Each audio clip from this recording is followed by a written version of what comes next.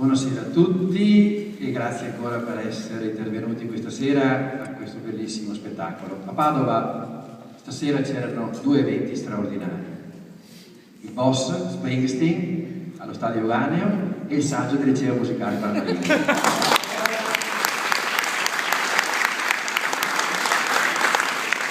Come sia andato all'Euganeo, piove anche adesso, quindi non so come sia andato, come stia andando, domani scopriremo sui giornali o forse sulle TV.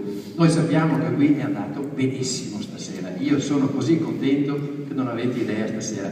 Complimenti ai ragazzi, ai professori. Alessandro vi rappresenta tutti, ma se anche gli altri escono sono contento di festeggiarli.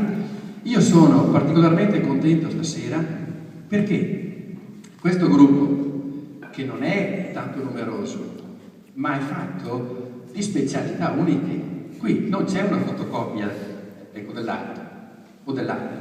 Sono tutti ragazzi e ragazze che hanno dei tocchi di speciale incredibili. Stasera abbiamo scoperto, ecco, addirittura che cantano in tedesco, che si travestono, che suonano meravigliosamente, che inventano musiche di tutte le sorti. Io stasera, che fanno attività marziali anche, e poi tutto il resto, il corno che non avevo mai sentito, il trombone neanche, qui stasera. Quindi io davvero stasera sono contentissimo.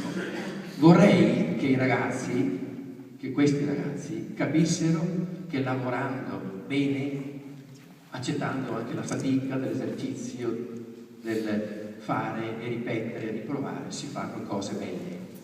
E questa è la scuola che insegna per la vita.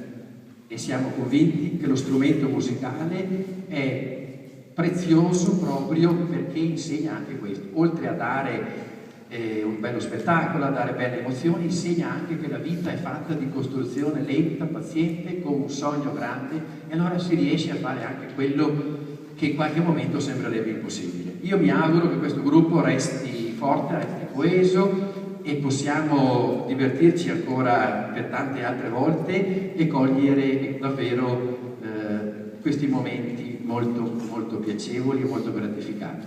Per me, lo dico ogni tanto in questi momenti ancora a cuore più largo, per me una delle cose più belle della vita è vedere i ragazzi che crescono, che imparano, che si applicano.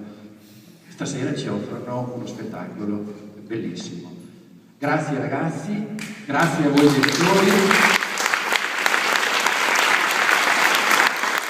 e grazie a tutti i professori e musicisti che prego di uscire.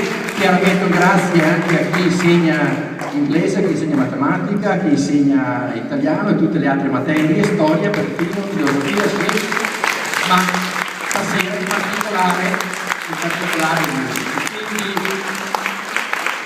Alessandro.